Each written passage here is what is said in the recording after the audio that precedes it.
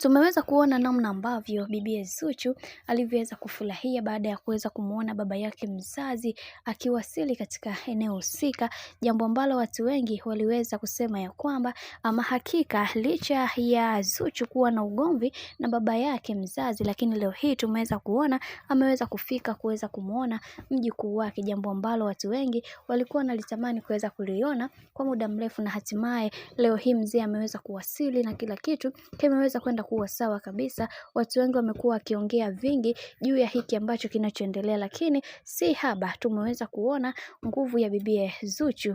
ilivyoweza kuwapa supporta watu wengine na kuambia kwamba watu wanatakiwa kuweza kusahau kila kitu ambacho kilichoweza kutokea katika maisha, kwa sababu hii dunia watu tunapita, na ndio maana aliweza kuappreciate kile ambacho alichoweza kukisema Esma Platinum na kumwambia kwamba kila kitu kitakwenda kuwa sawa, kikubwa tuendelee kumlea binti wetu katika mazingira na malezi ambayo yanayompendeza Mwenyezi Mungu. Na pia tumeweza kuona namna ambavyo Diamond Platnumz